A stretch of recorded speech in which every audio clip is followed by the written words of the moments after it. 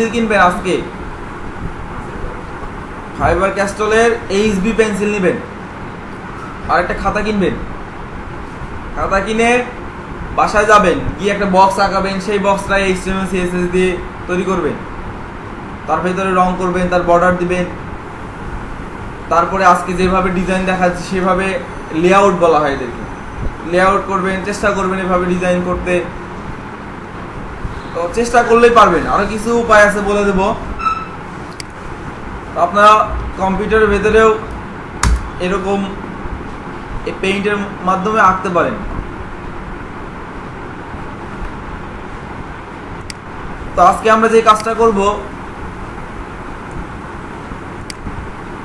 মানে পুরো HTML এর ভেতরে এরকম একটা বক্স নেব, বক্স ধরে নেই বডির ভিতরে এরকম একটা কি নেব, বক্স নেব। আচ্ছা, এই উপরের অংশকে কি বলা হয় বলতে পারবেন কেউ? উপরের অংশকে হেডার বলা হয়। তো আমরা এরকম একটা হেডার আঁকবো। তারপর হেডারের নিচে সাধারণত ওই সাইডে কি থাকে, কি থাকে? ন্যাব বলতে মেনু, মেনু, মেনুর আরেকটা নাম নেভিগেশন, ঠিক আছে? তো আমরা এরকম একটা মেনু তৈরি করব। তারপর কি করব,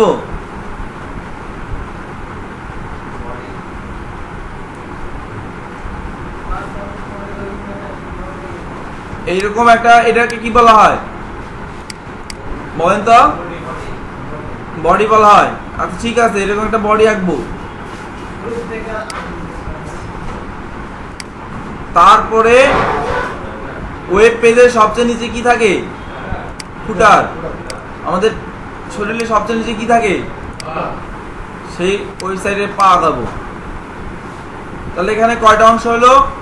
উপরে হেডার, তারপরে মেনু বার, তারপরে তার নিচে। এটা কিন্তু অনেক বড় একটা কাজ, বুঝতে পেরেছেন?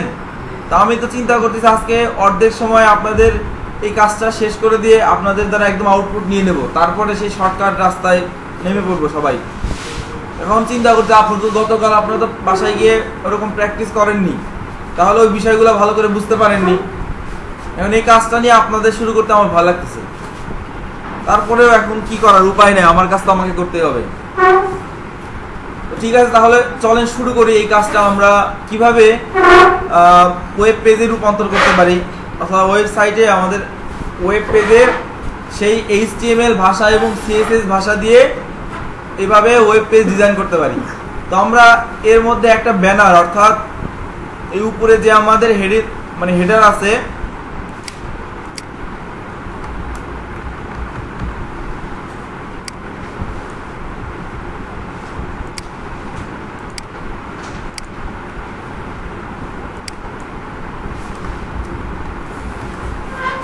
এই হেডারে একটা ইমেজ দেব, মানে ব্যানার, ছবি, ঠিক আছে? তারপরে এগুলো মেনুর ভেতরে, তো মেনু আঁকবো, কন্টেন্ট লিখবো বডির ভিতরে, এবং ফুটারে আমাদের নাম লিখবো। তো চলেন শুরু করি। এই কিন্তু ভিডিও রেকর্ড হচ্ছে, বুঝছেন? আপনারা বাসায় গিয়ে একদম শুরু থেকে ভালো করে জিনিসগুলো দেখবেন এবং এইভাবে হুবহু এইটা দেখে মিনিমাম মানে সর্বনিম্ন 5 বার প্র্যাকটিস করবেন, শুধু নকল করবেন, দেখে দেখে নকল করবেন। হয়তো 10 সেকেন্ড দেখলেন, এই 10 সেকেন্ডের ভিডিও পুশ করে রেখে দেবেন, তারপরে 10 সেকেন্ডের কাজ আপনারা করবেন, বুঝতে পেরেছেন?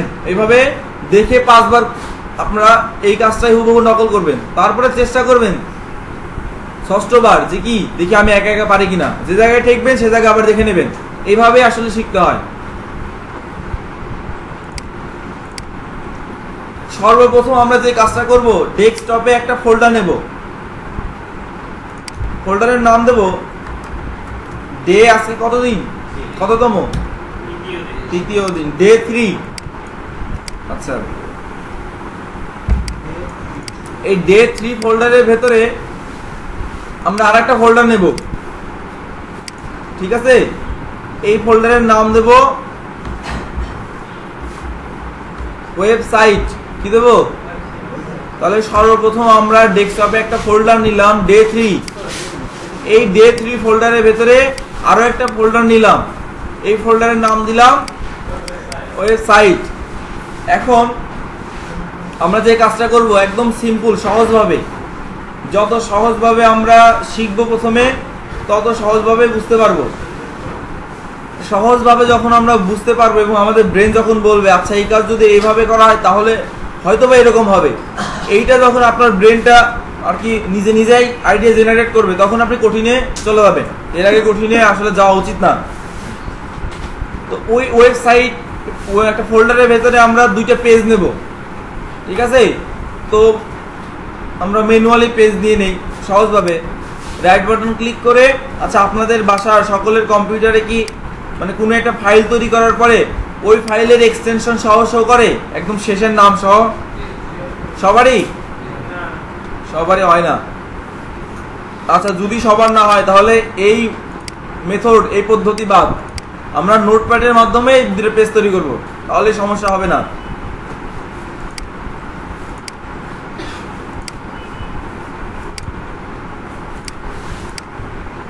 একদম ফ্রেশ শুরু থেকেই নোটপ্যাড ওপেন করলাম। আর নোটপ্যাড ওপেন করার আগে কি করলাম, আমরা ডেস্কটপে একটা ফোল্ডার তৈরি করলাম, এটা কিন্তু দ্বিতীয়বার বলবো না। তারপরে সেই ফোল্ডারের ভেতরে আরেকটা ফোল্ডার তৈরি করলাম ওয়েবসাইট নামে। এই ফোল্ডারের ভেতরে, ওয়েবসাইট ফোল্ডারের ভেতরে আমরা নোটপ্যাডের মাধ্যমে 2টা ফাইল তৈরি করব। এটা হলো এমন একটা জিনিস যে ফোল্ডারের ভেতরে কিন্তু অনেকগুলো ফাইল থাকে, আর আপনারা আমি যেভাবে শেখাচ্ছি বাসায় গিয়ে এইভাবে প্র্যাকটিস করবেন, যে ফোল্ডারের ভিতরে যেই ফাইলগুলো তৈরি করতেছি। তো নতুন একটা ফাঁকা আমরা পেজ দিলাম, সাদা পেজ। এই পেজটা নিয়ে এই যে ফাইল থেকে সেভ অ্যাজ, এইখানে এসে ডেস্কটপে চলে যাব। যেহেতু আমরা ডেস্কটপে ফোল্ডারটি তৈরি করেছি, সেই ডেস্কটপে গিয়ে আমরা সেই ফোল্ডারের ভেতরে চলে যাব ডে 3। তারপর ওয়েবসাইট এই ফোল্ডারের ভেতরে আসবো, এসে এই যে ফাইল নেম এইখানে লিখব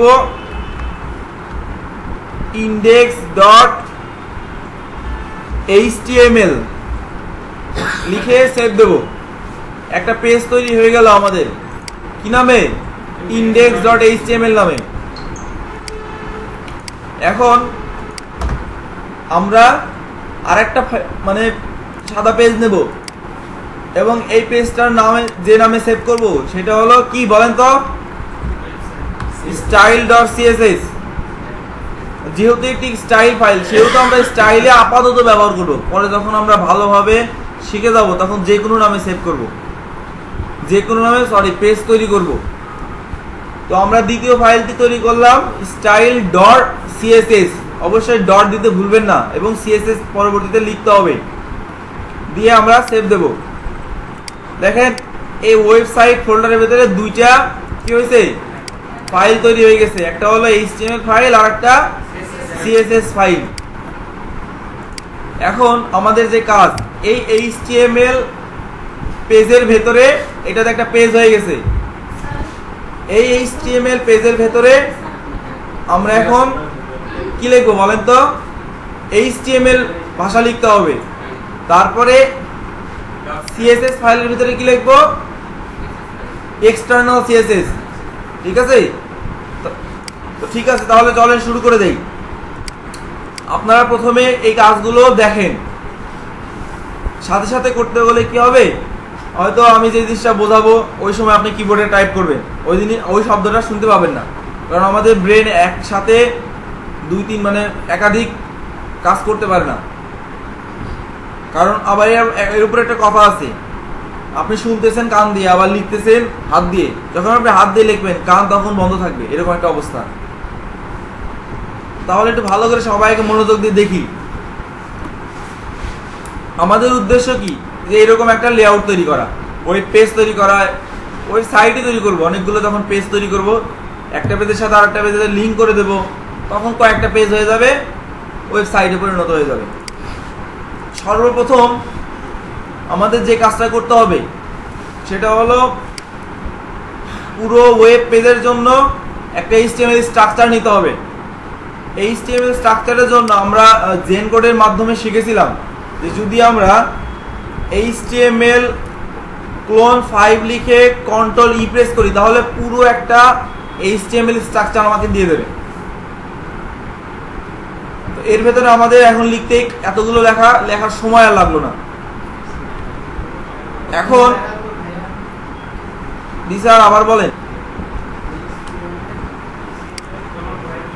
দেখেন আমি কি লিখলাম, ফাঁকা পেজের ভিতরে লিখলাম এইচটিএমএল ক্লোন 5, তারপর কন্ট্রোল ই প্রেস করলাম।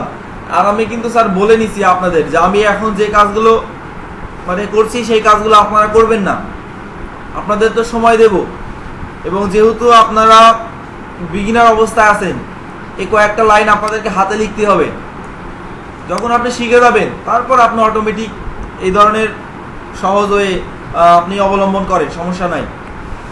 তো এখন আমাদের তো এই এইচটিএমএলটা লিখতেই হইতো, তাই না? এখানে দেখেন প্রথমে আমরা কি লিখে নিছি, ডক টাইপ, অর্থাৎ আমি এই ওয়েব পেজটা কোন জেনারেশনের কোন প্রজন্মের এইচটিএমএল ভাষা ব্যবহার করব, এটা ব্রাউজারকে আগেই বলে নিলাম। আমি ব্রাউজারকে আমার এই ওয়েব পেজটা যেই ইন্টারনেট ব্রাউজারটা পড়বেন, ইন্টারনেট এক্সপ্লোরার হোক, মজিলা ফায়ারফক্স হোক, গুগল ক্রোম হোক, অপেরা মিনি হোক অথবা সাফারি ব্রাউজার হোক, এরা আগেই বলে নিলাম একে যে আমার ভেতরে যে ভাষাগুলো আছে সেটা কিন্তু এই জেনারেশনের ভাষা। তারপরে আমি এইচটিএমএল লিখলাম, এইচটিএমএল ট্যাগ শুরু করলাম এবং এইচটিএমএল ট্যাগের ভিতরে ল্যাঙ্গুয়েজ অ্যাট্রিবিউট ব্যবহার করলাম।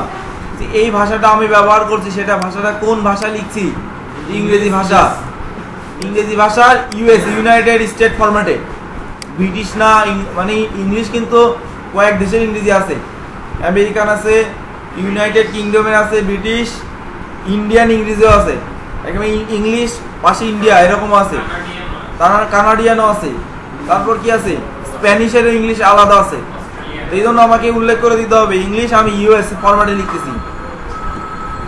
দয়া করে সেলফোন আপনারা সাইলেন্ট করে রাখেন। তারপরে আমরা কি করলাম, এইচটিএমএল তো আমাদের শরীরের চামড়ার সাথে তুলনা করি, চামড়ার পরে আমাদের শরীরের সবচেয়ে উপরের অংশ কি, হেড, মাথা। তো এইচটিএমএল পেজেরও মাথা আগে লিখলাম, সেই মাথার ভেতরে প্রধান অংশগুলো বসে, যে অংশগুলো ওয়েব পেজের ওয়েবসাইটের ভেতরে শো করে না সেগুলো এই মাথার ভিতরে লিখতে হয়। যেমন মেটা 4 সেট সমান এখানে UTF-8, এইটার অর্থ আমি বুঝিয়ে দেই। অর্থাৎ এই এইচটিএমএল পেজের ভেতরে যেই ভাষাগুলো অথবা যেই টেক্সট অর্থাৎ যেই শব্দগুলো থাকবে সেই শব্দগুলো হবে UTF-8 অর্থাৎ ইউনিভার্সাল ট্রান্সফর্মার ফরম্যাট। এটা একটা এনকোডিং সিস্টেমের নাম, শুধু মনে রাখেন। অর্থাৎ আপনি ইউনিকোড ব্যবহার করেন না অভ্র লিখতে, বিজয় অভ্র দিয়ে বাংলা লেখেন না, তো এগুলো হলো এনকোডিং আছে যে একটা শব্দের ভিতরে সর্বোচ্চ 256টা অক্ষর আছে। আবার এক ধরনের শব্দের ভাষার ভিতরে 128টা শব্দ আছে। আর এই যে UTF-8 এটা একটা ভাষার প্যাকেজ মনে করেন, এই প্যাকেজের ভিতরে অনেক আনলিমিটেড শব্দ আছে, আমি যে শব্দটা নেব সেই শব্দটাই শো করবে। তো এইটা যদি আমি না লিখে যদি শুধু এই লাইনটা যদি বাদ দিতাম এবং আমার এর মধ্যে যদি বাংলা লিখতাম তাহলে আমার সেই বাংলা ব্রাউজারে শো করতো না। আর এই লেখাটুক লিখে নেওয়ার কারণে আমি আমার ওয়ার্ডের ভিতরে বাংলা লিখলে সে বাংলাটা ওয়েব পেজে শো করতো, কারণ এইটুক শব্দের কারণে। এতটুকুই আমরা বুঝবো, এর বেশি বুঝবো না, ঠিক আছে? আর এই নতুন মেটা 4 সেট এই ট্যাগটা হলো HTML5 এর ট্যাগ, নতুন, এটা HTML4 এ ছিল না। তারপরে আমরা টাইটেল লিখেছি, টাইটেল ট্যাগ। আপনারা সবাই একটা জিনিস খেয়াল রাখবেন, এটা দ্বিতীয়বার আর বলবো না। আপনারা যখন হাত দিয়ে অর্থাৎ মানে একদম প্রথম থেকে শুরু থেকে HTML ভাষা লিখবেন, অবশ্যই একটা ট্যাগ শুরু করে আবার ওই ট্যাগ সঙ্গে সঙ্গে শেষ করে দেবেন, ঠিক এইরকম। টাইটেল লিখলাম, আবার সঙ্গে সঙ্গে টাইটেল ট্যাগ শেষ করে দেব। তারপরে আমি দুই টাইটেল ট্যাগের মাঝখানে আমি আমার কন্টেন্ট লিখব। অনেককে আমি দেখেছি যে উনি কি করেন, শুধু প্রথম এই টাইটেল ট্যাগটা লেখেন, লিখে কন্টেন্ট লিখে পরে ক্লোজিং ট্যাগ আর মানে লিখতে আর মনে থাকে না, তখন পুরো ওই শব্দটাই পুরো লাইনটাই ভুল হয়ে যায়। এই জন্য আপনাদের বলে নিচ্ছি যে আপনারা যখন এই ওয়েব পেজ ডিজাইন করা শুরু করবেন তখন প্রথমে একটা ট্যাগ ওপেনিং ট্যাগ লিখে সঙ্গে সঙ্গে ক্লোজিং ট্যাগটা লিখে নেবেন, তাহলে আপনার এবং ওই মাঝখানে সেই লেখাগুলো লিখবেন। বুঝতে পেরেছেন?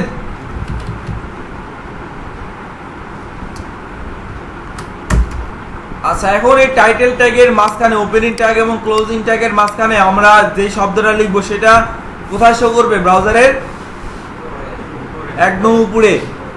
তাহলে আমরা লিখে নেই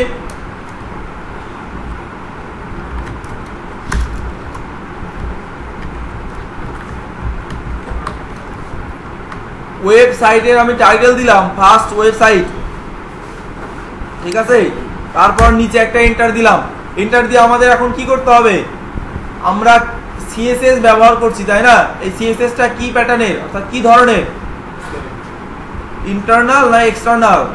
এক্সটার্নাল। যেহেতু এক্সটার্নাল সেহেতু আমার এই ওয়েব পেজের সাথে, এই এইচটিএমএল পেজের সাথে এই সিএসএস পেজের কি করতে হবে? লিংক তৈরি করে দিতে হবে। সেই লিংকটা কোথায় তৈরি করতে হবে?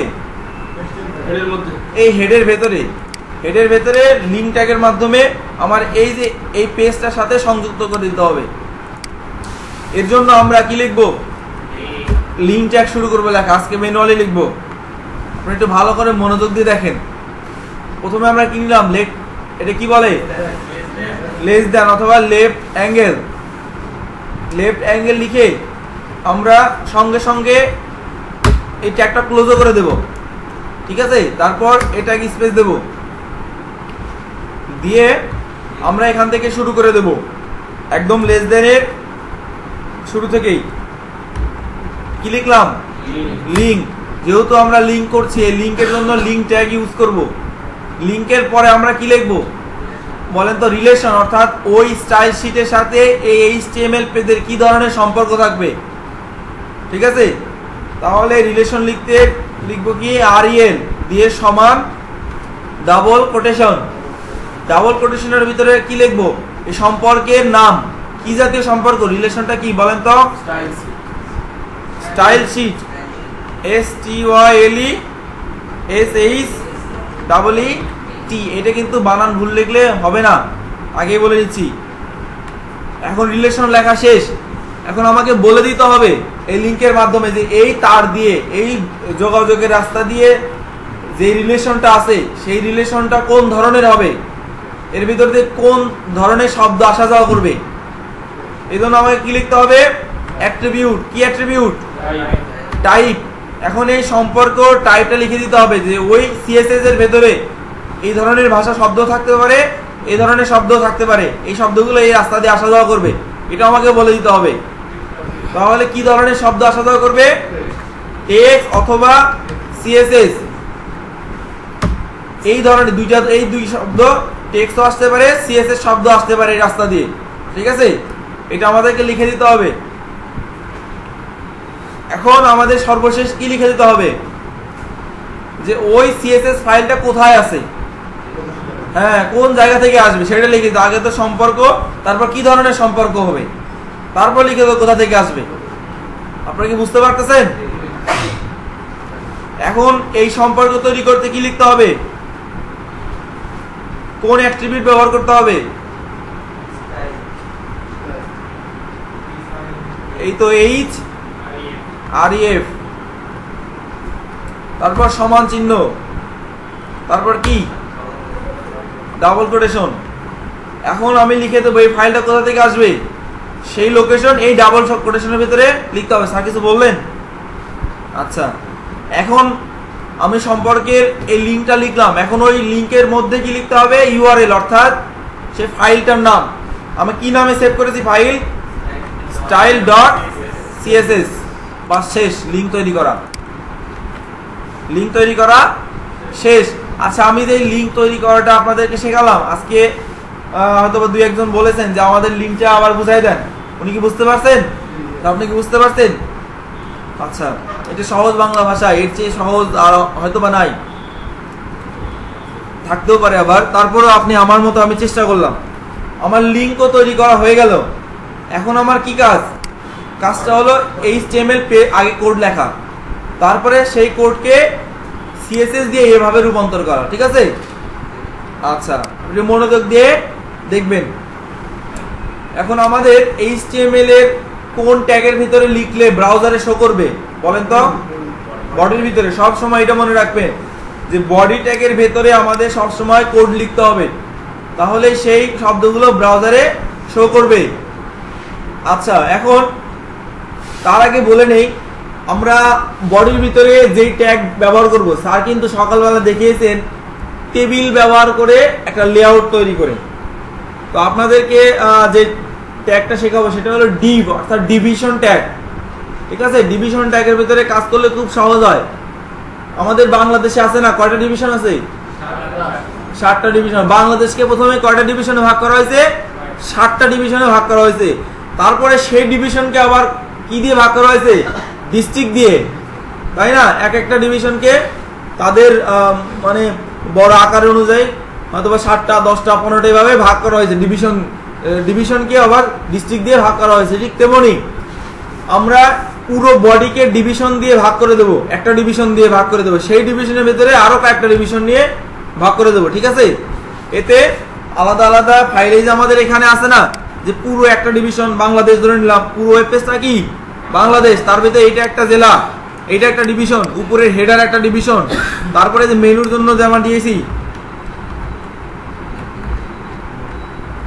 এই নেভিগেশন একটা ডিভিশন, এই কন্টেন্ট একটা ডিভিশন, আর এটা কি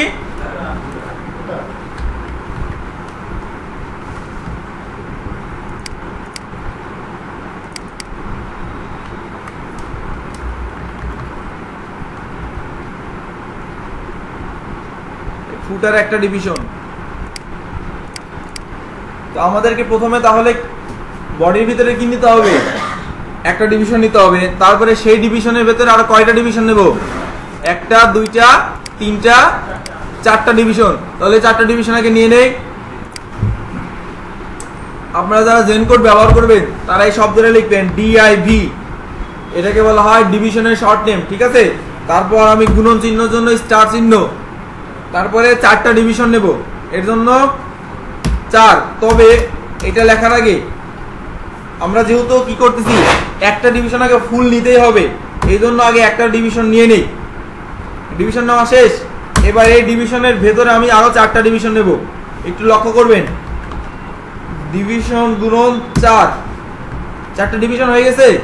প্রথমে নিলাম কি বডি, তারপর একটা ডিভিশন, সে একটা ডিভিশনের ভেতরে কয়টা হলো? 4টা ডিভিশন। তাহলে পুরো একটা ডিভিশন নিলাম, তার ভেতরে কয়টা ডিভিশন আছে? এখানে আমার ছবিতে 4টা ডিভিশন, এই জন্য আমরা 4টা ডিভিশন নিলাম।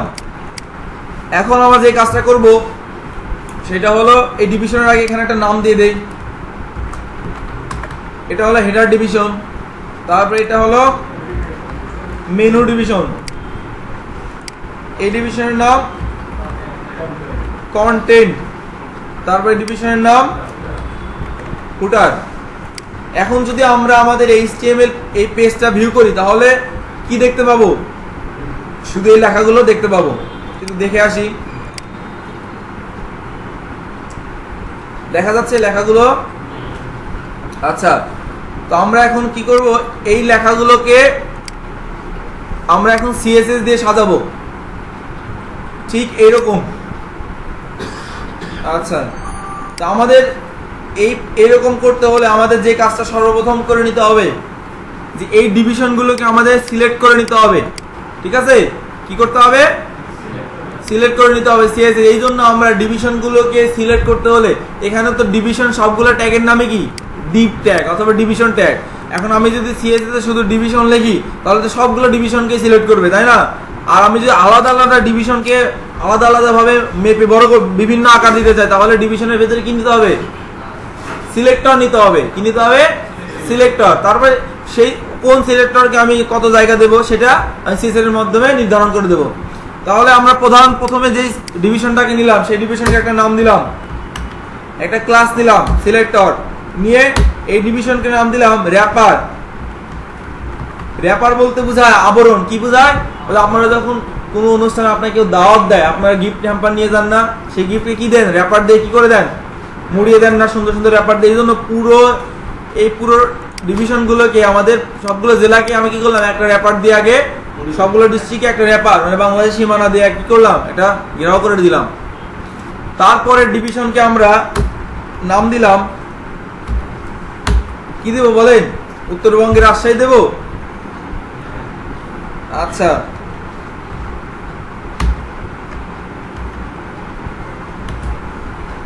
রাজশাহী, সরি হয়েছে রাজশাহী নাম। একটা জিনিস সবসময় খেয়াল রাখবেন, এইখানে যদি আপনি বানান ভুলও লেখেন, আপনাকে সিএসএস ও কি করতে হবে, ওই বানানটা ভুলে লিখতে হবে। আর যদি এখানে সঠিক লেখেন তাহলে তো ওখানে, অর্থাৎ এখানে যা লিখবেন সেখানে হুবহু মিলতে হবে। তারপরে মেনু ডিভিশন, এইখানে আমরা একটা সিলেক্টর ক্লাস নিলাম, ক্লাস সিলেক্টরে তারপরে ডিভিশনের কি নাম দেব? জি, রংপুর দিলাম, রংপুর দিলাম। তারপরে একটা ডিভিশনে আমি সিলেক্ট করলাম, এই ডিভিশনে কি নাম দেবো? সে ঢাকা দিলাম। তারপরে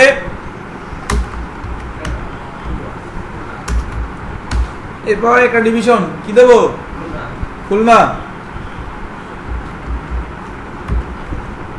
খুলনা ডিভিশন দিলাম। তাহলে প্রথমে আমরা এই বডির ভিতরে একটা র্যাপার অর্থাৎ আবরণ করে দিলাম সকল কি বিভাগকে, তারপরে 4টা বিভাগের নাম দিলাম। এইটুকু বোঝা কি কারো সমস্যা আছে? আচ্ছা, এই আমরা এই যে সিলেক্টরগুলো নিলাম, এই সিলেক্টরগুলো কেন নিলাম?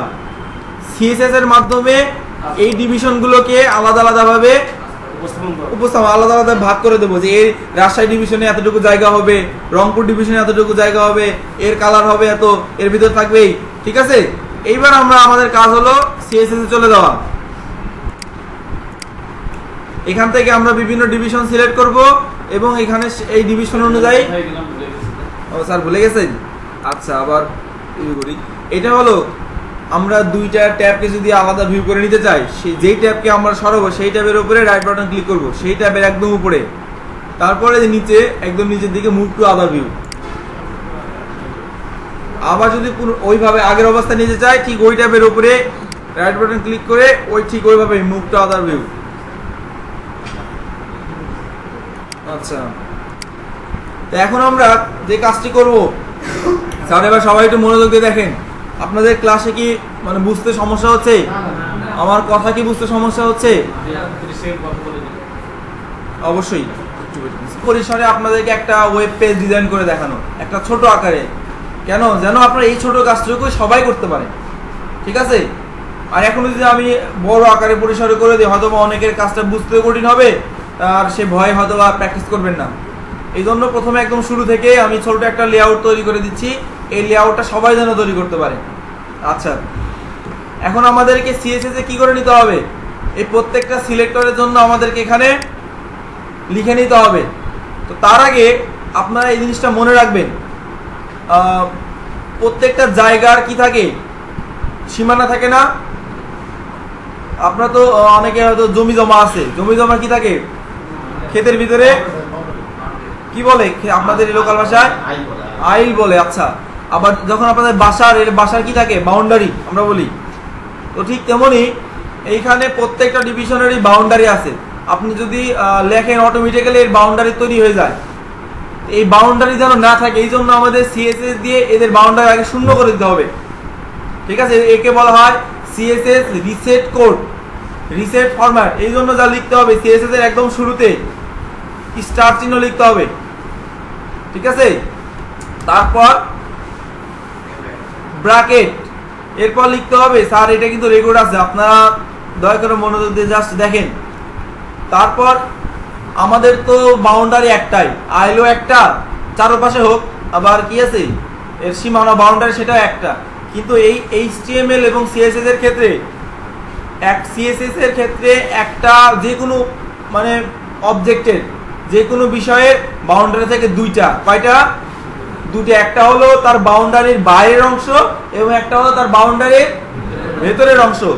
বাউন্ডারির বাইরের অংশকে বলা হয় মার্জিন, আর যাকে আমরা বর্ডার দিয়ে চিহ্নিত করি, অর্থাৎ বর্ডার। বর্ডার মানে কি? সীমানা না? তো বর্ডারের বাইরের অংশকে কি বলে?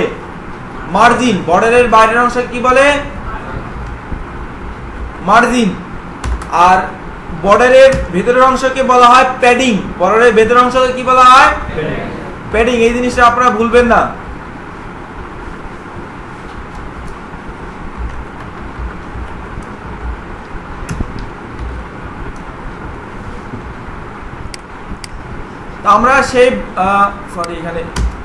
আমরা সেই মার্জিন এবং প্যাডিংকে কি করে দিলাম, আগেই শূন্য করে দিলাম, যে এর কোনো সীমানা থাকবে না। ঠিক আছে, তো আমরা এই কাজটা শিখতে শিখতে এই মার্জিন কি, প্যাডিং কি, বর্ডার কি, এগুলো শিখে নেব। এরপরে আমাদের প্রথম থেকে আমাদের সিএসএস সিলেক্ট করব। এটা কি নিয়েছি, র্যাপার। আমি সেই র্যাপারটা কপি করব এখানে করে। এটা র্যাপারটা কি নিয়েছি, আইডি না ক্লাস? ক্লাসের জন্য সিএসএস এর পেজের ভিতরে কি দিতে হবে,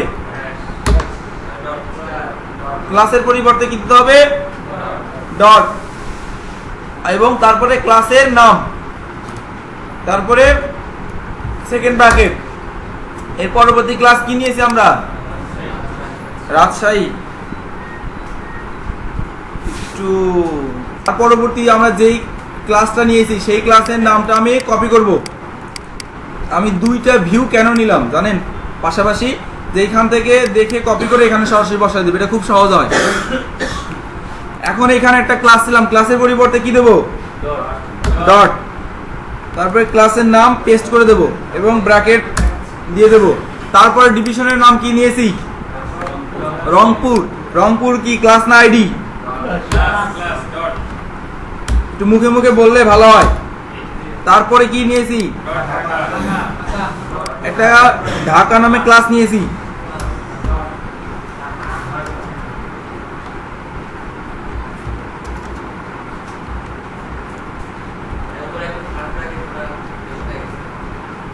থার্ড ব্র্যাকেট বেশি হয়ে গেছে, ও ওই যে এইটা, ঠিক আছে, ধন্যবাদ।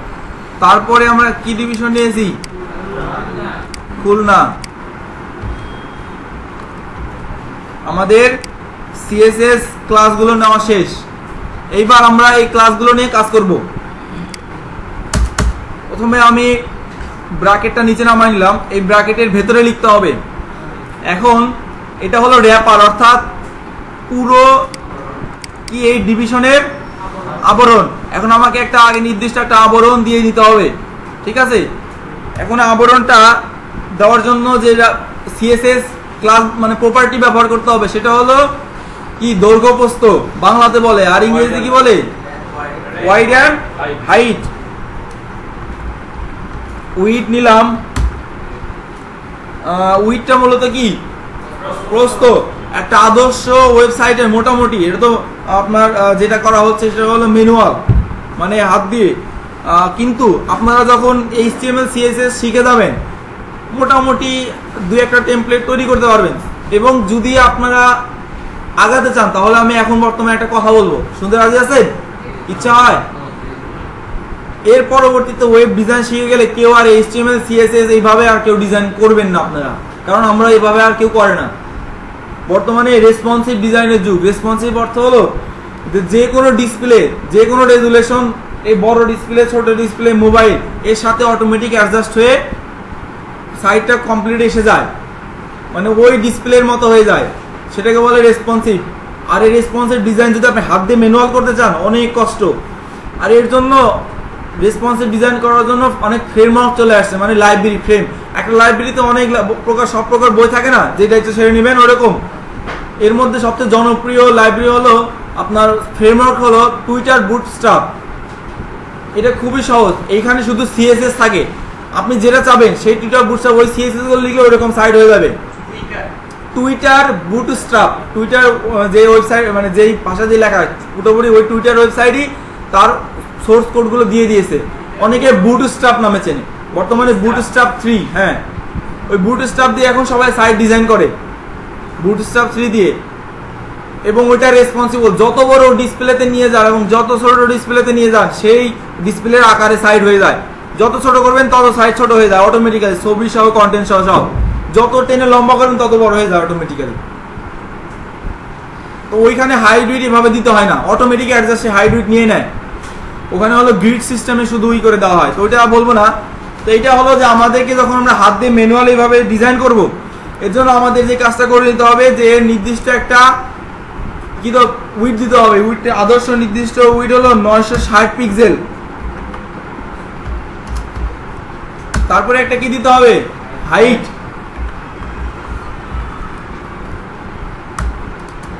হাইটটা আমরা আপাতত যত লম্বা দেবো তত লম্বা সাইডটা হবে, যেহেতু আমরা ছোট পরিসরে সাইডটা করব এবং একটা ব্রাউজারের ভেতরে উদাহরণ দেখা যায়, সেজন্য অল্পই দিলাম, 700 পিক্সেল দিলাম। এরপরে কি দিতে হবে, হাইট উইডথ সীমানা তো নির্ধারণ করে দিলাম। এখন সীমানা যদি আমরা না দেই, বর্ডার যদি আমরা না দেই, তাহলে আমাদের সীমানা দেখা যাবে? দেখা যাবে না। এই যে আমরা যেখানে রিলোড দেই কিছুই দেখা যাবে না। এই জন্য আমাদের কি করতে হবে, সীমানা দিয়ে দিতে হবে। আর ওই যে আমরা এখানে মার্জিন প্যাডিং সব 0 করে দিয়েছি না, এই জন্য এখানে মার্জিন প্যাডিং সব একদম 0 হয়ে গেছে। দেখেন আমরা যদি এটা যদি কেটে দেই, দিয়ে যদি ব্রাউজার রিলোড দেই, দেখেন অটোমেটিক্যালি এখানে একটা প্যাডিং মানে মার্জিন তৈরি হয়ে গেছে। এজন্য আমরা মার্জিন প্যাডিং সব 0 করে দিয়েছি। 0 করে দেওয়ার পর এখন একদম যার যার অবস্থায় 0 হয়ে গেছে, এর কোনো মার্জিন নাই। এখন এই র্যাপারের আবরণে একটা বর্ডার দিয়ে দেব, বর্ডার 1 পিক্সেল সলিড। আমরা আজকে কালার কোডই ব্যবহার করি। হেক্সা কোড 3টা দিলেও হয়, 6টা দিলেও হয়। হেক্স অর্থ 6, তারপরে 3টা ডিজিটের দিলেও হয়। এটার অর্থ 3টা 0 অর্থ হলো কালো। তো এখানে আমরা 1 পিক্সেল অর্থাৎ অনেক চিকন একটা সলিড। আপনারা তো বর্ডার সম্পর্কে যাবেন, সার্চ দেবেন বর্ডারে গুগলে, HTML বর্ডার মূলত 4 থেকে 5 রকমের আছে। তারপর অনেক আছে সলিড হয়, যেমন কলমে একটা দাগ দিলে সলিড, ডটেড হয়, dot dot dot dot, dash আছে, তারপর আছে কিছু 3D আছে এরকম। তো আমরা এখানে সলিড বর্ডার দিলাম। এবার আসি একটু ওয়েব পেজে দেখি বর্ডার হয়েছে কিনা। বর্ডার হয়েছে, এতে বর্ডার হয়ে গেছে, বর্ডার হয়ে গেছে, দেখা যাচ্ছে। আপনারা কি দেখতে পাচ্ছেন? আচ্ছা, এর এটা একটু কমাই দেই। এটা যেহেতু ডিসপ্লে রেজুলেশন 600/800, এই পাশে 800 আর এই পাশে হলো 600, না এই পাশে 800 এবার 600, সেহেতু এই যে 900 পিক্সেলটা হয়ে গেছে। তো যাই হোক, আমরা এখানে তাহলে 600 হাইট নেই, তাহলে দেখা যাবে পুরোটাই। এবং এর উইডথটাও একটু ছোট করে নিলাম, 560 নিলাম, যেন একটা পেজের ভিতরে দেখা যায়। বেশি ছোট হয়ে গেল, 660 নিই।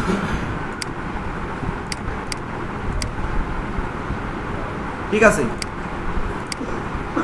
এবার আমরা কি করব, এই বাউন্ডারি তো দিলাম। এখন আমাদের ওয়েব পেজ সাধারণত কোথায় থাকে, মাঝখানে না ডান পাশে না বাম পাশে? মাঝখানে থাকে, তাই না? এখন এটাকে মাঝখানে নিয়ে আসবো। দেখেন আমি যদি এটাকে মাঝখানে নিয়ে আসতে কি করতে হবে বলেন তো? সেন্টার। কি সেন্টার করতে হবে? Text align centre. এটা তো টেক্সট অ্যালাইন সেন্টার করলে এর ভেতরে টেক্সটগুলো তো মাঝখানে আসবে, কিন্তু এই পুরো আবরণটা সেন্টার করব। আচ্ছা, সেন্টার করব, এটাকে দিতে হবে মার্জিন সেন্টারে দিতে হবে। 0 অর্থ সেন্টার, মার্জিন 0 অর্থ সেন্টার। আচ্ছা, আমরা একটু সেন্টার দিয়ে আসি, দেখি কি হয়। সেন্টার আসছে? আসেনি। মার্জিন 0 দিলে সেন্টার হবে না। আর একটা কথা লিখতে হবে, সেটা হলো অটো, অর্থাৎ এই ডিপটা একদম মাঝখানে 0-তে অটো হয়ে চলে আসবে। আসছে? এখন আমি যদি ব্রাউজার যত ছোট করি একদম কি মাঝখানে থাকবে অটোমেটিক। আর এটা যদি আমি কি করতাম, এইটা একটা না ব্যবহার করেও মাঝখানে আনা যায়। কি করা যায়? মাঝখানে আনা যায়। আমি যদি এভাবে দেই, একটু বুঝে নেন।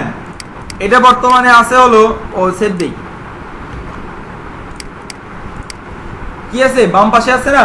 আমি কি চাচ্ছি যে এই বর্ডারটার এই র্যাপারটার, অর্থাৎ আমাদের এটা বাংলাদেশ ধরে নেই, এই বাংলাদেশের কি বাম পাশে জায়গা থাকবে এতটুক। ঠিক আছে, এরকম করে হাত দিয়ে জায়গায় করে দিলাম, বাম পাশে এতটুক জায়গা থাকবে। তাহলে কিন্তু এটা বাম পাশ থেকে সরে আসবে, তাই না? তো তাহলে এটা দেখি, মার্জিন লেফট মানে বাম পাশে জায়গা কতটুকু হবে নিলাম,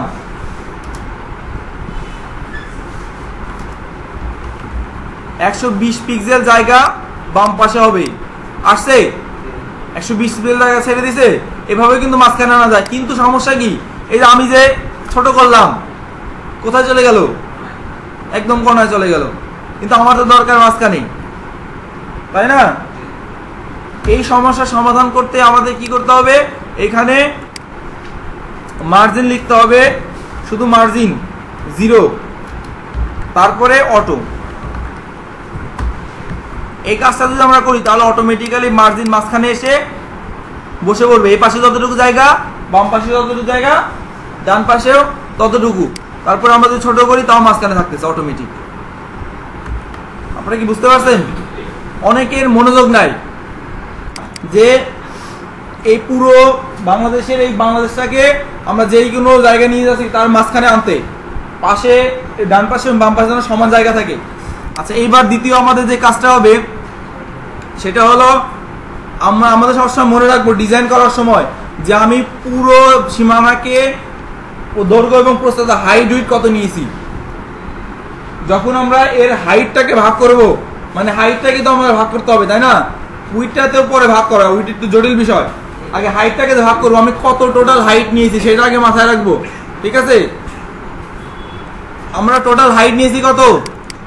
600 পিক্সেল। আচ্ছা, এখন আমরা রাজশাহী ডিভিশনকে ভাগ করব। আমরা রাজশাহী ডিভিশনকে ভাগ করব, আমাদের যে কাজটা প্রথমে করতে হবে, এই হাইট উইডথ দুইটাই নিতে হবে। আমাদের তো উইডথটা তো চেঞ্জ হবে না, শুধু হাইটটা চেঞ্জ হবে। আমি 600 হাইট নিয়েছি, এখন আমি চাচ্ছি 600 কে উপরে একটা কি দেবো, আমাদের হেডার ব্যানার থাকবে। ব্যানারটা কত দেব? কত দেব? আমরা 150 পিক্সেল দিলাম। এখন 150 পিক্সেল আগে দেখার জন্য আমাকে কি করতে হবে, একটা ব্যাকগ্রাউন্ড দিতে হবে। ব্যাকগ্রাউন্ড আমি এখানে একটা ছবি দেব, তবে আগে একটা দিয়ে নেই, যে কোনো একটা কালার দেই। তো আমি কি করলাম, এই রাজশাহী ডিভিশনকে ভাগ করে দিলাম কততে?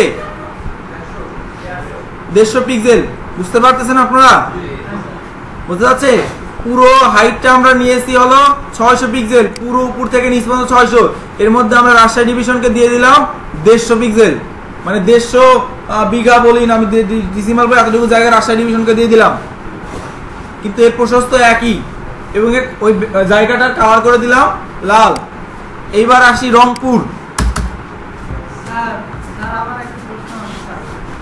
বলেন স্যার, কোশ্চেন? আচ্ছা, ঠিক আছে, আমরা আসলে বাবার জমি ভাগ করে নিই, রাজশাহী কাউকে নাম জায়গা রংপুর দিলাম। আচ্ছা, এখন এই রংপুরে এইবার আমি কি করব, এই তিনটা জিনিস যেহেতু আমাদের লাগবে, আমি কপি করে পেস্ট করে দিলাম। আমি রাজশাহী ডিভিশনকে ভাগ করে দিয়েছি 150।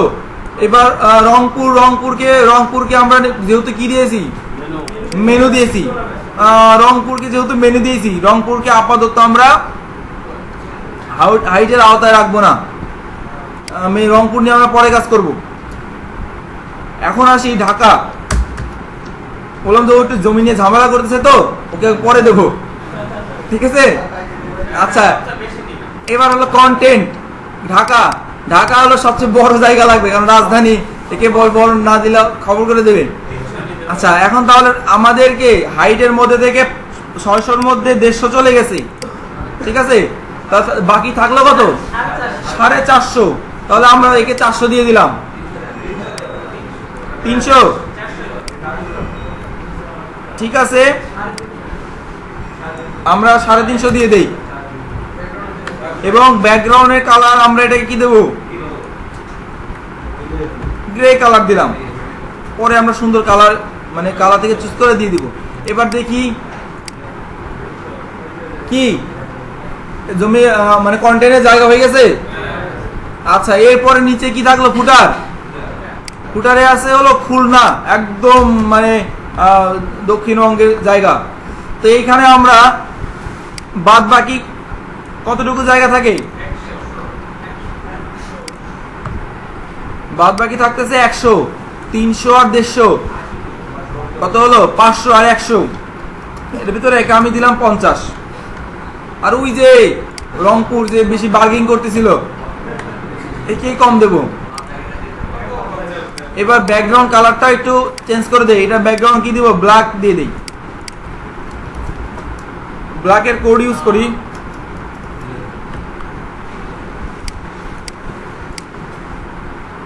আচ্ছা এটা পূরণ হয়ে যাবে, ওনাকে যখন জায়গা দেবো উনি তো নিচে আমার জায়গা কই, তখন সে জায়গা যাওয়ার জন্য জায়গা বরাদ্দ করে দেবে, সে সরাই টরাই দেবে সবাইকে ওইখান থেকে, তখন ওনার নিচে ওই গ্যাপ পূরণ হয়ে যাবে।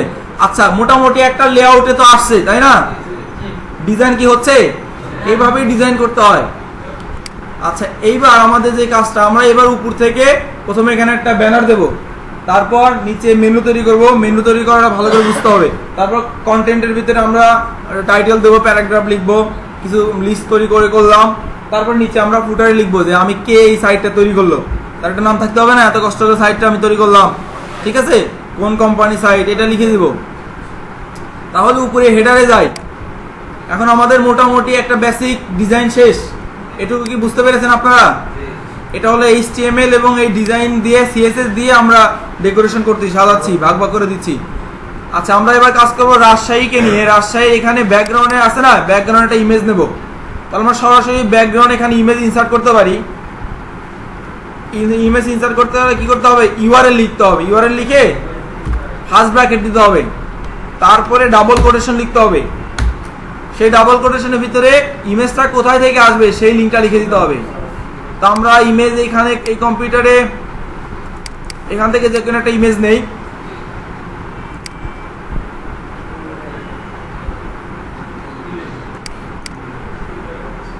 ফটোশপ আপনাদের শেখানো হবে, যারা ফটোশপ ডিজাইন শিখবেন কিভাবে ডিজাইন, ব্যানার, মানে রেজুলেশন, মানে ইমেজ সাইজ যে কমানো যায় বাড়ানো যায়, ইমেজ সাইজ কিভাবে করতে হয়। তো আমরা এই ভেতরেই নিলাম এবং এই ছবিটার একটা নাম দিলাম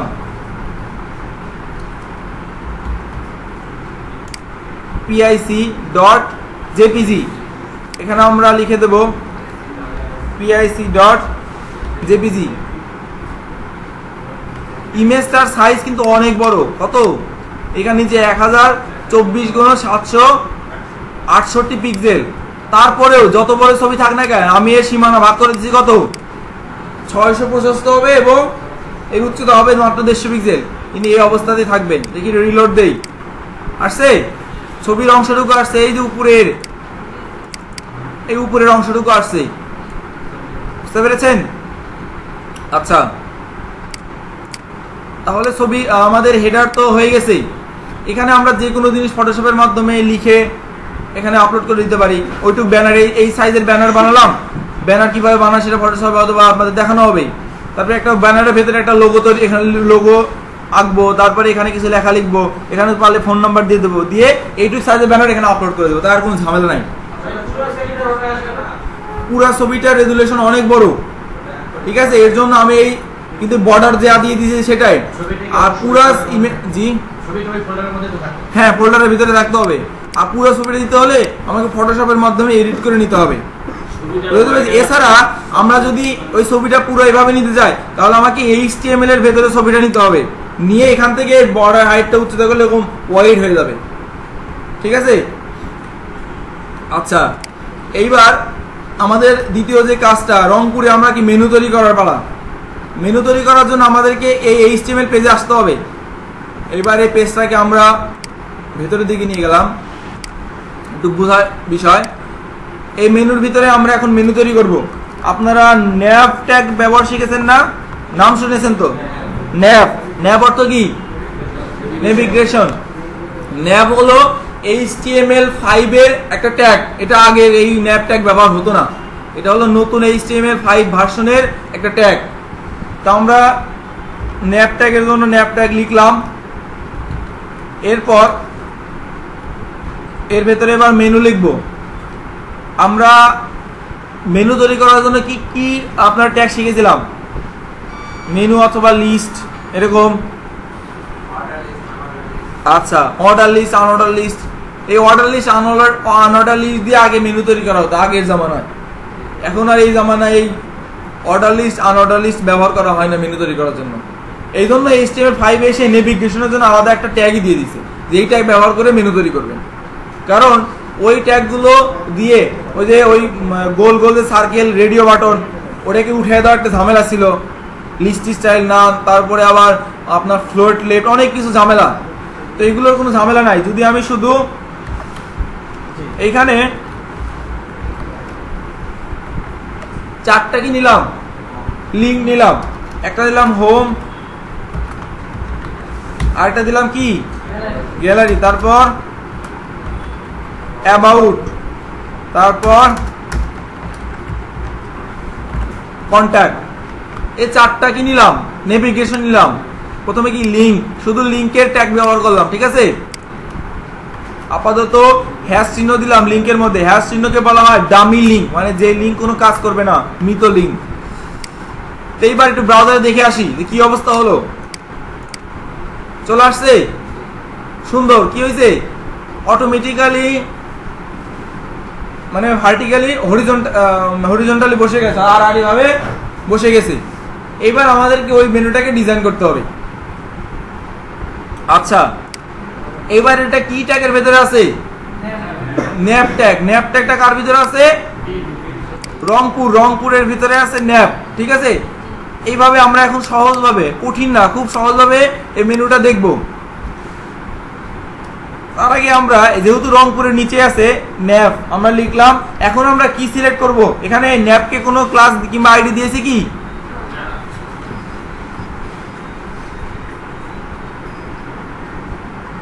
এইবার আমরা কি করব, এই ন্যাপ ট্যাগ সরাসরি ট্যাগ সিলেক্ট করব। ট্যাগ সিলেক্ট করার জন্য আমাদের কি করতে হবে, HTML এর ট্যাগ সিলেক্ট করতে হলে CSS এ কি করতে হবে, সিলেক্টর হিসেবে কি ব্যবহার করতে হবে, ওই ট্যাগের নাম ন্যাপ, ঠিক আছে, সরাসরি ওই ট্যাগের নাম। তারপর ওই ট্যাগের ভেতরে কি আছে, ইউএলএ পারাটা কি ট্যাগ আছে, ন্যাপের ভেতরে এ। আমাকে নিচে আবার কি লিখতে হবে, NAV স্পেস এ, মানে এইটার দ্বারা বোঝানো হবে ন্যাবের ভেতরের এ কে সিলেক্ট করলাম, ঠিক আছে, সরাসরি ওর ভেতরে। আমি চাচ্ছি এইভাবে হয় যে আমি বাংলাদেশে গিয়ে আপনার রাজশাহীতে যাব, তাহলে বিদেশ থেকে যদি আসেন কেউ, তাহলে আগে কি করতে হবে, ঢাকাতে নামতে হবে, তারপর রাজশাহী যেতে হবে, এরকম না। তো এরকমই এইটাও, যে আমি কি করবো, এ কে সিলেক্ট করবো, এর ভেতরে আছে কি হোম, গ্যালারি, অ্যাবাউট, এটা কোন ট্যাগের ভেতরে আছে, এ ট্যাগের ভেতরে আছে। এখন আমি বাইরে থেকে এ ট্যাগকে সিলেক্ট করলে আগে আমাকে যেতে হবে ন্যাবের ভেতরে যেতে হবে। এর জন্য আমরা এখানে ন্যাবের ভেতরে দিয়ে এর ভেতরে আসছি, ঠিক আছে। আচ্ছা, এবারে এখানে একটু লক্ষ্য করেন,